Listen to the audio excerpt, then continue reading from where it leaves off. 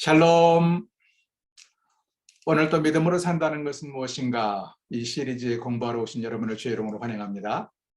우리는 믿음으로 산다는 것은 무엇인가? 각자 자기 나름대로의 철학이나 소신이나 또는 성경 말씀에 근거해서 이야기를 펼 수가 있겠지요.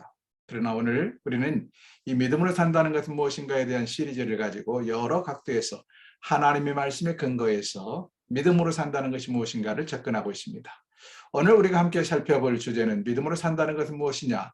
문제들을 극복하는 것이다 하는 말씀을 함께 생각해 보려고 합니다. 알아볼까요? 문제들을 극복하는 것. 믿음으로 산다는 것은 우리 인생에 수없이 닥쳐오는 크고 작은 파고, 이 문제들을 극복해 나가는 것이라는 것입니다.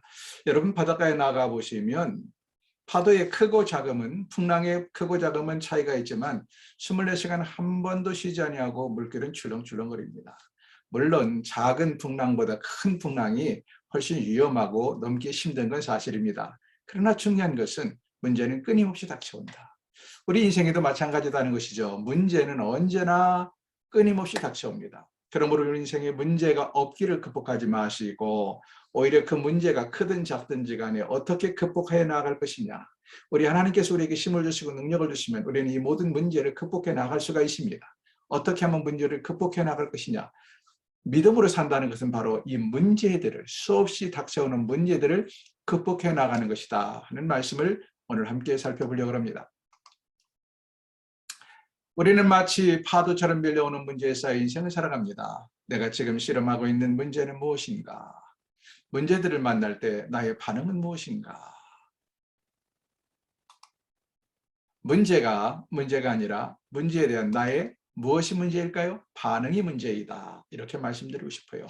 문제는 어차피 오게 되어 있습니다. 그러므로 문제가 아니라 문제에 대한 나의 반응, 내가 어떤 반응을 보이느냐 하는 것이 문제이다. 이 말씀을 드리고 싶습니다. 그저 세상이 무너질까 봐서 걱정하는 사람부터 시작을 해서 아주 사소하고 작은 문제까지 끌어안고 걱정하는 사람까지, 세상의 모든 근심 걱정을 다 혼자 안고 살아가는 사람까지 얼마나 많은 사람들이 있는지 모릅니다. 여러분, 오늘 베드로전서 4장 12절을 우리는 하나님 말씀으로 한번 보실까요? 성경, 여러분 교재에 있는 성경 말씀 베드로전서 4장 12절 함께 읽어보겠습니다. 사랑하는 여러분, 여러분을 시험하려고 오는 불같은 시련을 당할 때 마치 이상한 일이나 일어난 것처럼 놀라지 마십시오. 그러므로 하나님의 뜻에 따라 고난을 받는 사람은 계속 선한 일을 하면서 그 영혼을 신실하신 창조주 하나님께 맡겨야 할 것입니다. 이렇게 말씀하십니다. 고난받는 사람이 할 일이 무엇이냐? 고난받는 사람은 계속 선한 일을 하면서 그 영혼을 신실하신 창조주 하나님께 맡겨야 된다. 고난이 찾아왔다고 해서, 문제가 찾아왔다고 해서 내가 지금 가는 길을 중단하고 절망하고 좌절할 것이 아니라 계속 가는 길을 가면서 신실하신 하나님을 의지하고 맡겨야 된다라고 말씀을 하고 계십니다. 그렇다면 왜 하나님께서는 우리에게 문제를 주시고 그런 문제들을 사용하는 걸까요? 사람이 문제를 좋아하는 사람은 하나도 없습니다. 그러나 하나님께서는 우리에게 필요하기 때문에 때로는 문제들을, 그것도 높은 큰 문제들까지 주시는데 왜 하나님께서 문제를 사용하시는가? 오늘 핵심은 이것입니다. 왜 하나님께서 문제를 사용하시는가? 첫째는 나를 인도하시려고, 답을 쓰세요. 나를 하나님께서 꼭 붙잡고 인도하시려고 문제를 쓰신다. 잠언 20장 30절을 굿뉴스 바이블로 함께 읽어볼까요? 시작. 때로 우리로 우리의 길을 바꾸게 하기 위해서는 고통스러운 경험을 해보아야만 한다. 내가 이런 고통, 문제가 없으면 내 길이 항상 옳은지라고 간단 말이죠. 그래서 하나님께서는 나의 생각이 잘못되고 나의 행동이 잘못됐다는 것을 바른 길로 인도하시기 위해서 때로는 우리에게 문제를 주신다 하는 것이죠. 옛날에 시골에서요, 소나 양이나 염소를 느껴보신 분들 계시죠? 이 소나 양이나 염소가 정해진 바운더리 안에서 좋은 풀을 먹고 또 남의 논에 들어가지 않고 할 때에는 소르몰이 하는 사람이 끈을 그냥 가만히 들고 따라갑니다. 네? 그걸 억지로 고삐를 쥔다든지 또는 회초리로 때려서 몰아내지 않아요. 그러나 이 소가 만약에 남의 밭에 들어간다든가 논에 들어간다든가 독초를 먹으려고 하면 어떡합니까? 고삐를 당겨서 못 들어가게 하죠. 그러면 아픈 거예요. 소 곱두리를 뚫었기 때문에 당기면 아파요. 아니면 회초리로 때리면 아프고요. 그러나 우리는 이렇게 해서 소가 또는 염소가 양이 바른 것을 먹도록 들어가지 않아야 될 곳으로 들어가지 않도록 바로 인도하는 것이 주인의 특징입니다. 이것처럼 하나님께서 때로는 나를 인도하시기 위해서 내게 문제를 두시기도 하신다. 고린도 후서 7장 9절 말씀도 함께 보실까요? 시작. 내가 지금 기뻐함은 너희로 근심하게 한 까닭이 아니라 도리어 너희가 근심함으로 회개함에 이르게 한 까닭이라. 고린도 교회를 향한 사도 바울의 눈물의 기도와 또 눈물의 편지가 있습니다. 어떻게 해서든지 이 고린도 교인들이 실망하고 좌절하고 근심하게 하기 위함이요, 이런 문제를 통하여 그들이 깨닫고 회개하도록 하기 위함이다. 여러분, 잘 나가던 인생이 어느 하나님께 매를 맞는 걸 보게 돼요. 커다란 문제에 부딪히는 것을 보게 됩니다. 사업에 망하든지 건강에 문제가 생기든지 또는 직장이나 가정에 어떤 우환이 생기는 것. 이럴 때 우리는 왜 하나님 이러십니까? 라고 물론 이야기하고 싶지요. 그러나 그렇게 하나님께 버티지만 말고 하나님이 나를 바른 길로 인도하시려고 이러는 것은 아닐까 생각을 해보십시오. 내가 허튼 길로 잘못된 길로 가고 있기 때문에 하나님이 나를 바른 길로 몰아가고 있는 것은 아닌가. 그러므로 이런 때는 우리의 기도는 무엇이어야 될까요? 이렇게 기도해야 됩니다. 주님, 저를 다른 곳으로 뭐 하시려고? 인도하시려고 이 문제를 쓰시는 것인가요? 그렇다면 제 삶에서 이 문제로 말미암아 바꾸기를 원하시는 것이 무엇입니까? 라고 물어보십시오. 그렇게 기도하십시오. 아파요. 주님 왜 때려요? 이렇게만 기도하지 마시고 주님 저를 다른 곳으로 인도하시려고 제가 잘못 있어서 다른 곳으로 인도하시려고 합니까? 그렇다면 제 삶에서 이 문제로 말미암아 바꾸기를 원하는 것이 무엇입니까? 주의 뜻을 물어야 한다 하는 이야기입니다. 두 번째, 하나님은 왜 문제를 사용하실까요? 나를 시험하시려고. 여기 보세요. 시험. 한 아이가 다른 아이의 답을 넘겨보는 모습. 나를 시험하시려고. 신명기 8장 2절을 보시면 성경 보세요. 내 하나님 여호와께서 이 40년 동안에 너로 광야의 길을 걷게 하신 것을 기억하라. 그 이유는 이 광야의 길을 걷게 하신 그 고통을, 그 아픔을 겪게 하신 이유가 뭐냐? 이는 너를 낮추시며 너를 시험하사라고 말씀하십니다. 시험하사. 너의 마음이 어떤지 그 명령을 지키는지 안 지키는지를 알게 하려 하심이라 라고 말씀하십니다. 이스라엘 백성들은 40년 동안 광야에서 그들이 연단하며 여러 가지 어려움을 겪습니다. 이렇게 하신 이유가 뭐냐? 그들이 정말로 하나님 말씀에 순종하고 하나님을 존경하는지를 시험하시기 위함이다 라고 말씀을 하십니다. 야고보서 1장 2절도 함께 보실까요? 시작.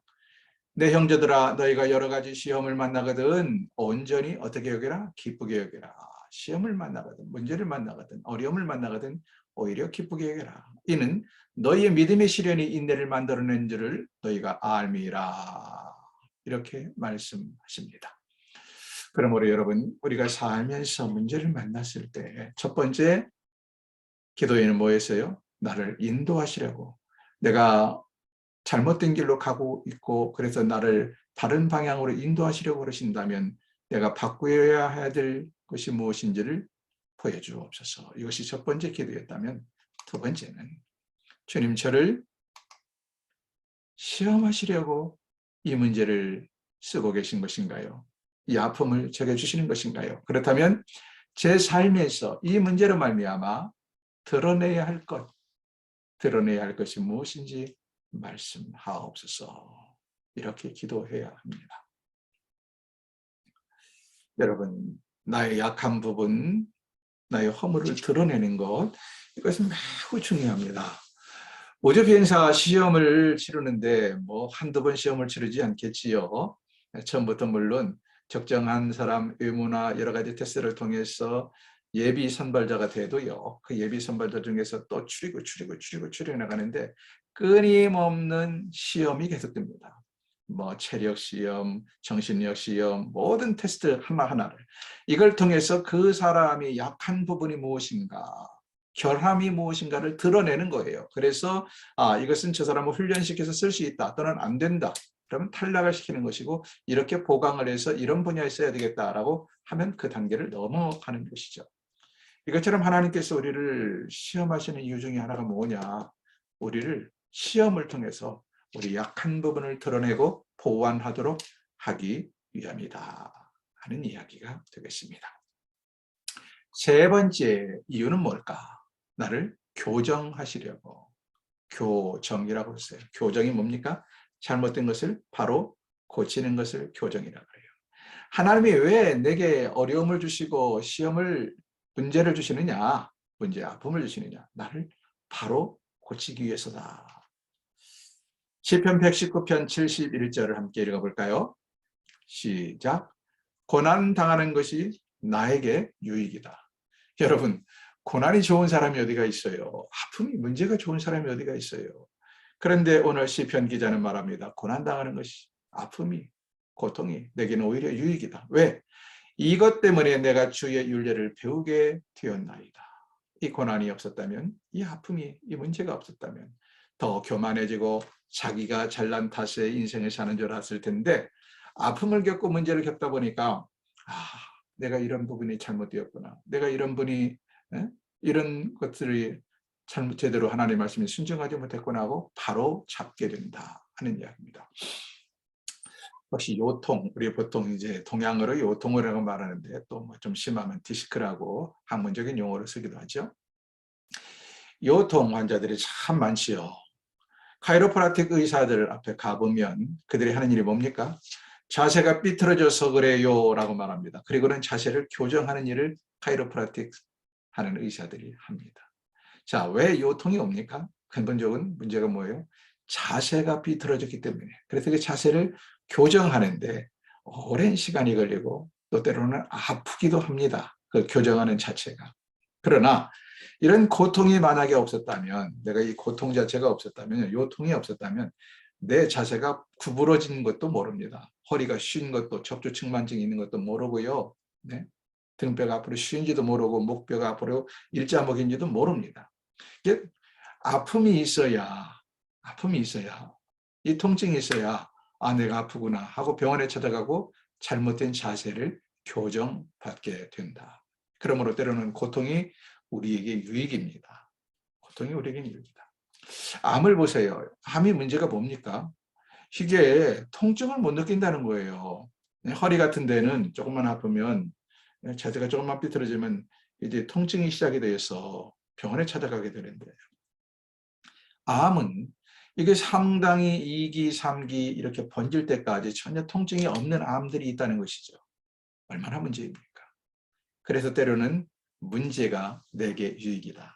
아픔이, 고통이 내게 유익이다 하는 것입니다. 하나님은 그걸 통하여 나를 교정하시기 때문입니다. 히브리서 12장 7절도 보십시오. 너희가 참음은 징계를 받기 위함이라. 하나님이 아들과 같이 너희를 대우하시니 어찌 아비가 징계하지 않는 아들이 있으리요. 바로 교정하시려고. 그러므로 여러분, 이런 때 문제가 찾아오면 우리가 세 번째 기도해야 될 제목은 무엇일까요? 이렇게 기도하십시다. 어떻게? 주님, 저를 어떻게 하시려고? 교정하시려고 이 문제를 쓰고 계시는 것인가요? 그렇다면 제 삶에서 이 문제로 말미암아 배워야 할 부분, 내가 교정받아야 할 부분은 무엇입니까? 라고 기도를 하십시다. 네 번째는 나를 보호하시려고, 내게 왜 문제를 일으키시는가, 아픔을 주시는가, 하나님께서 나를 보호하시기 위해서다. 여러분, 때로는 아프다는 것이 우리를 보호하는 겁니다. 예를 들어서 몸에 어떤 기운이 들어오면 우리 몸이 아파요. 왜 아픕니까? 그것과 싸우는, 저항하는 힘이 우리 몸에 있기 때문에 아픈 거예요. 그냥 아픈 게 아니라 그런 나쁜 과정을 통해서 그 나쁜 기운을 쫓아내고 그것을 물리치기도 하기 때문입니다. 더 큰 문제로부터 보호하시려고 작은 문제를 사용합니다. 사실 요즘 우리가 그 코로나 예방접종을 맞는 것도 사실 뭡니까? 일종의 조그만 아주 미세한 균을 우리 몸에 넣어서 그보다 더 큰 균이 들어올 때 밀어내도록 하는 방편이지요. 그래서 베드로전서 3장 17절을 보십시오. 뭐라고 말합니까? 선을 행함으로 고난받는 것이 하나님의 뜻일진데 악을 행함으로 고난받는 것보다는 낫다. 그 산불, 우리나라는 뭐 산불이 나도 그래 크게 나는 산불은 별로 없고 또 순식간적으로 어떻게 기지를 발휘해서 도망갈 수가 있는데, 캘리포니아나 이 미국 같은 데 한번 산불이 나면요 온 천지를 태워버리거든요. 그러니까 도망갈 수 있는 방법이 없어요. 갇혀가지고. 여러분, 이런 산불에서 살아남는 방법이 뭘까요? 멀리서 산불이 났다. 근데 어디로 도망가? 산불이 점점 나를 좁혀오는데 어디로 도망갈 거예요? 사방에 산불이 지금 좁혀오는데 살아남는 방법이 뭘까요? 아주 단순합니다. 내가 서 있는 곳에서 불을 지르는 거예요. 그래서 내가 서 있는 곳으로부터 이 화재가 산불이 밖으로 태우면서 점점 확산돼 나가도록 하는 겁니다. 그럼 어떻게 될까요?